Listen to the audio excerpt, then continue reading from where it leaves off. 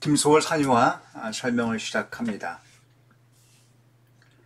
자, 산유화는 우리 시내 공원길에 보면 봄에 노랗게 이렇게 좁쌀처럼 잎이 피기 전에 꽃부터 피는 그런 나무가 있습니다. 정원서도 많이 심고 있는데요. 그 산유화가 봄에 진달래보다 먼저 핍니다. 봄을 알리는 그런 꽃이죠. 자, 그 꽃이 화려하진 않지만 묘한 어떤 분위기를 갖고 있죠. 그 산유화가 이 시의 중심 제재가 되고 있네요. 자, 산유화를 보며 자, 김소월 시인이 어떻게 노래하는지 이제 시 해석을 시작을 해 보겠습니다. 1년 산에는 꽃 피네 꽃이 피네. 자, 김소월은 기본적으로 민요 시인이라고 부르기도 하죠. 기본적으로 삼음보 7호조를 바탕으로 민요조 운주를 쓴다는 사실을 여러분들이 기억을 하고 있는 게 좋겠는데요. 이 시 역시도 그런 운율을 바탕으로 시가 전개되고 있습니다. 자, 그리고 이 삼음보를 7호조를 연마다 배열을 달리해서 배열을 변화를 주고 그로부터 어떤 운율과 호흡, 자, 호흡의 어떤 변화를 줌으로써 자, 읽는 재미, 어떤 정서의 몰입감의 변화를 준다는 것도 우리가 기억을 해야 되겠습니다. 산에는 꽃 피네 꽃이 피네. 자, 네네네. 내가 종결어미인데 이 종결어미가 반복되고 있네요. 종결어미의 반복은 당연히 운율을 만들 것이고요. 자, 이렇게 종결어미의 반복을 통해서 문장의 끝에서 일정한 반복이 이루어지는 것을 다른 용어로 가군이라고 하기도 합니다. 가군. 자, 가군이라고 하는 건 운율의 이 각자가 다리 각자인데요. 우리 다리가 신체의 맨 마지막 끝에 붙어 있지 않습니까? 그 위치가 문장의 끝도 이 종결어미를 바탕으로 이루어지기 때문에 가군이라고 부릅니다. 자, 근데 하필 이 가군이 내 뭐뭐하네, 뭐뭐한다, 꽃이 피는구나, 만약에 하는구나라고 감탄형 어미로 감탄형 종결 어미가 사용됐다고 한다면 감정이 뭔가 노출되는 어떤 느낌이 있죠.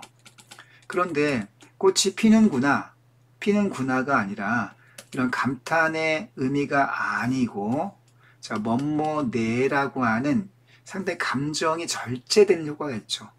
뭐라 그럴까요? 꽃이 피네. 자, 감정을 좀 억누르는, 감정을 절제하는 그런 종결 어미를 사용하고 있습니다. 자, 내라는 가군을 통해서 감정 절제 효과를 보여준다. 자, 오른쪽 핵심 정리에 나와 있는 자, 내용이죠. 기억을 꼭 해둬야 되겠고요. 자, 꽃이 핀다고 하는 거는 봄이 와서 겨우내 이렇게 생명이 움츠리고 있다가 자, 꽃이 존재 생명이 탄생하는 그런 의미가 있겠습니다. 자, 꽃이 피는데 언제 피냐? 봄에도 피고 여름에도 피고 가을에도 핍니다. 자, 꽃이 피는 거는 즉 생명의 탄생은 계절을 가리지 않고 지속되는 무한한 현상이죠. 자, 가을이라고 하는 건 가다, 고우의 뜻이 아니라 가을, 오텀, 가을의 뜻입니다. 가을, 자, 가을이라고 하는 단어를 자, 단어로 가을로 한 음절로 줄였죠. 음절수를 줄이면서 표현을 하고 있는데 이건 문법적으로는 틀린 표현이 되지 않겠습니까? 그러나 시에서는 허용이 되죠. 당연히 이를 두고 우리가 시적 허용이라고 합니다. 계절의 순서가 봄, 여름, 가을, 겨울인데 가을을 맨 앞에 갖고 왔기 때문에 계절 순서를 변형하고 있다라고 할 수 있겠고 자, 이와 같이 쓴 이유가 무엇일까요? 자, 이와 같이 쓴 이유는 당연히 운율감을 부각하기 위해서입니다. 좀 부드럽게 표현하기 위해서이죠. 가을, 자, 봄, 여름, 가을 없이 그러면 느낌이 좀 없고 운율이 좀 깨지는 느낌입니다. 자, 이게 7글자를 이루어야 하는데 자, 봄, 여름 3글자 없이 5글자 가을하면 7글자가 되긴 하는데 조금 재미가 없죠. 자, 마지막 꽃이 피네 한 번 더 반복됐습니다. 자, 꽃피네가 3번 나와서 기본적으로 반복됐고요. 점층되고 있습니다. 강조하고 있네요. 자, 그 다음 보겠습니다. 자, 1년 정리 보면 꽃을 보면서 자, 꽃이 가을, 봄, 여름 없이 핀다. 생명 탄생은 무한하게 자, 무한하게 반복된다 하는 걸 알 수 있습니다. 산에 피는 꽃은 저만치 펴있네. 자, 지금 보면 자, 산에 피는 꽃은 여기까지가 자, 7호조 앞에 1년 보면 7호조가 산에는 꽃핀 애가 7이 되겠고요. 꽃이 핀 애가 5가 되지 않습니까? 5글자로 인정해 줄 수 있죠. 자, 음보는 산에는이 첫 음보, 자, 꽃핀 애가 2번째 음보, 꽃이 핀 애가 3번째 음보에서 1년의 첫 번째 행을 보면 7호조, 그러니까 첫 줄이 7, 두 번째 줄이 5, 그 다음에 세 번째 줄이 7, 네 번째 줄이 5여서 자, 7호, 4줄에 걸쳐서 그러니까 2번 나왔습니다. 자, 7호가 한 번, 7호가 2번 나왔죠? 자, 이렇게 배열이 되고 있는데 이연 보면 7호의 배열 방식이 바뀌었다는 사실을 확인해 볼 수 있습니다. 산에 피는 꽃은 자, 글자 수가 확 줄어져 있는데 자, 이 부분을 굳이 말하면 7이라고 볼 수 있죠. 자, 1행과 2행에 걸쳐서 여기에서 7이 한번 나왔고요. 자, 피는 꽃을 3행에 걸쳐서 5가 나왔습니다.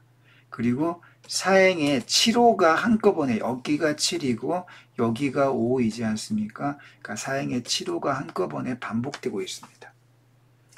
그 7호가 반복되는 방식을 행 배열을 달리해서 변화를 주고 있죠. 자, 이연의 산에서 여기 이 부분은 호흡이 느려집니다. 왜냐하면 한 줄에 두 음절씩만 배치가 되어 있지 않습니까? 호흡이 느려집니다. 자, 호흡이 느려지면 우리는 더 생각을 더 많이 하게 되고 뭔가 의미를 꼼꼼하게 돌아보게 되죠. 자, 그런 독자에게 그런 그 효과를 노리고 있습니다. 자, 그 꽃이 근데 어떻게 피어 있냐? 꽃이 피는데 저만치 혼자 피어 있대요. 혼자 피어 있다고 하는 거는 일단 고독한 상황이라는 걸 우리가 알 수 있고, 근데 저만치 혼자 피어 있는데 어떻게 피어 있냐? 저만치 피어 있습니다. 저만치라고 하는 거리감을 드러내는 거죠. 근데 이 저만치가 두 가지 의미로 해석이 가능합니다. 자, 그럼 두 가지 의미를 정리해 볼까요? 자, 저만큼, 꽃이 저만큼, 여러분, 화자는 지금 저기 산이 이렇게 있고요. 화자는 지금 여기 집에 있다고 가정을 해봅시다. 자, 저 멀리 산에 꽃이 이렇게 피어 있습니다. 그럼 화자와 사는 거리가 어때요? 화자와 꽃의 거리는 저만큼 멀리 있죠. 자, 이 화자와 꽃의 거리라고 해석할 수 있겠는데요. 자, 이렇게 해석했을 때는 화자는 그 자연의 무한한 순환, 꽃이 피고 생명 탄생에 대한 자연의 그 생명력, 그 무한함, 생명의 무한함에 대한 동경을 표현하고 있다고 볼 수 있겠고요. 자, 또 이렇게 해석할 수도 있겠습니다. 저만치를 저렇게 피어 있다. 자, 화자와의 관계에서 보는 것이 아니라 여기 꽃들이 피어 있는데 어떤 꽃은 이만큼 저만치 여러 꽃이 피어 있는 무더기의 꽃의 거리를 좀 두고서 어떤 꽃이 저만치 혼자 피어 있습니다.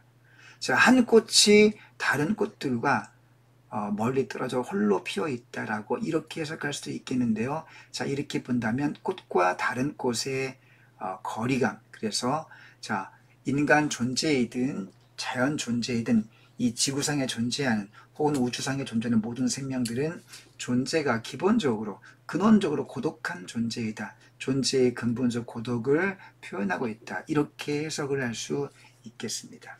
자, 중의적 해석을 화자의 꽃의 거리, 그럼 화자가 자연의 생명 탄생과 그 무한한 순환에 동경하는 것이다. 아니다. 꽃과 꽃 사이의 거리다. 그런 건 존재의 그런 좀 고독이다. 이렇게 두 가지의 의미로 해석을 해두기를 바랍니다. 설명 볼게요. 산에서 오는 작은 새요. 자, 산에서, 근데 그 꽃이 피고 있는 산에서 새가 울고 있습니다. 자, 울고 있다 그러면 어떻게 새가 웁니까? 배가 고파서 지적일 수 있고 똥마려 지적일 수 있는데 운다라고 표현한 것은 화자의 감정이 이입된 거죠. 자, 감정이입법이 사용됐고요. 자, 이런 새와 같이 감정이입에 사용된 소재를 가리켜서 우리가 객관적 상관물이라고 합니다. 다 알고 있죠? 그 새는 산이 좋아, 자, 꽃이 좋아서 산에 살고 있습니다. 아, 산이 좋은 게 아니고 꽃이 좋아 살고 있습니다. 자, 꽃이 무더기로 펴 있는데 새는 거기서 근원적으로 고독감을 느끼면서도 삽니다. 옆에 새들이 많이 있는 게 아니죠. 꽃이 좋아서 자, 그 고독감을 감수하며 살고 있습니다. 자, 그러므로 새는 그 고독을 숙명적으로 수용을 하고 있다는 사실을 알 수 있겠습니다. 사연. 산에는 꽃이 지네, 꽃이 지네, 가을, 봄, 여름 없이 꽃이 지네. 자, 1년과 거의 유사하게 반복되고 있죠. 1년은 꽃이 피네인데 그 피네가 지네로 바뀌면서 다른 문장은 똑같이, 배월도 똑같이 반복되고 있습니다. 당연히 우리가 이걸 수미상관이라고 하는데, 자, 수미상관이 쓰일 때 어떤 효과가 있습니까? 기본적으로 2번 반복되니까 운율이 형성되겠고요. 그 다음에 2번 반복되니까 의미가 강조가 되겠고요. 자, 그 다음에 똑같은 내용이 반복되니까 시적 안정감을 이루기도 하고, 자, 2번 반복되니까 여운을 남기기도 합니다. 그 다음에 바뀐 단어가 진해에서 자, 피네, 1년에 피는 생명의 탄생을 의미한다고 했죠. 자, 꽃이 지는 건 생명의 소멸이 되겠네요. 자, 그러므로 1년의 생성과 사연의 소멸은 이렇게 1사연의 구조에서 1사연이 대응되지 않습니까? 내용이 대응되는데 여기에서 우리가 화자의 가치관, 시인의 가치관을 생각해 볼 수 있겠습니다. 자, 생명의 탄생과 소멸은 한 번으로 끝나는 게 아니라 올해에도 일어났듯이 내년에 또 일어날 것이고 그 후년에 또 일어나겠죠. 자, 이건 무한히 순환합니다. 자, 순환론적 가치관, 자, 윤회적 가치관을 자, 시인이 기본적으로 갖고 있다는 사실을 알 수 있네요. 자, 이렇게 해서 본문 분석을 해 보았습니다. 자, 사연을 마치고 전체 정리를 가보겠습니다. 자, 기본적으로 이제 성격을 주의해서 봐야 되겠네. 민요와 전통은 아까 설명했으니까 넘어가고 관조적이라고 하는 걸 생각해 보겠습니다. 관조라고 하는 건요, 대상을 바라봅니다. 바라볼 관자죠. 바라볼 관자에 이 조자가요, 조가 한자로 비춰볼 조자인데, 비춰본다는 얘기는 만지는 것이 아니라 뭔가 대상을 바라보면서 그 의미를 생각해 보는 거를 자, 관조라고 합니다. 자, 저 멀리 산에 꽃이 피는 곳, 산유화가 피는 걸 보면서 화자는 생명의 탄생과 소멸에 대해서, 그 순환에 대해서, 인간 존재의 근원적 고독에 대해서 곰곰이 생각해 보고 있잖아요. 바로 그러한 양상이 관조적이라고 할 수 있다는 거 우리가 기억을 해 두면 되겠습니다. 자, 주제. 산유화라는 대상을 보면서 존재의 근원적 고독을 느끼고 있다. 자, 1년과 사연이 내용과 구조에서 대응한다. 수미상관법. 그러니까 두 번째, 내 가군 감정 결제는 아까 했죠. 자, 산문보가 아까 이것도 얘기했습니다. 산문보가 배열 방식이 연마다 달리 바뀌고 있는데 이런 변화를 통해서 즉 독특한 시행이 배열되면서 뭔가 단조로움에서 벗어나고 있다. 자, 호흡을 조절하고 있다. 호흡의 변화를 주고 있다. 라는 거 기억해 둬야 되겠고요. 자, 여기 보면 전부 다 고유어를 쓰고 있습니다. 한자어가 한 개도 없어요. 자, 소박친근한 구어체 문장을 쓰고 있다는 거 기억해 둬야 되겠고요. 자, 이 시는 일제강점기에 창작되었지만 시대와는 무관합니다. 꼭 기억해 두시고요. 저만치 해석에 따라서 의미의 차이가 생긴다는 걸 아까 확인했습니다. 자, 다음 부분. 자, 출제 맛집 포인트. 우리가 이거 놓치면 안 되겠죠. 맛집은 마셔봐야 제맛이고. 자, 우리가 공부할 때에도 출제 맛집 포인트는 항상 기억을 해둬야 되겠습니다. 자, 운율 만드는 방식, 삼문보, 칠오조, 통사 구조의 반복, 가군해 다 이미 한 얘기입니다. 이 시는 감정을 직접적으로 노출하지 않고 감정을 절제하고 있다. 감정 절제 방식이 어디에 나타나고 있습니까? 자, 아까 하나 나왔습니다.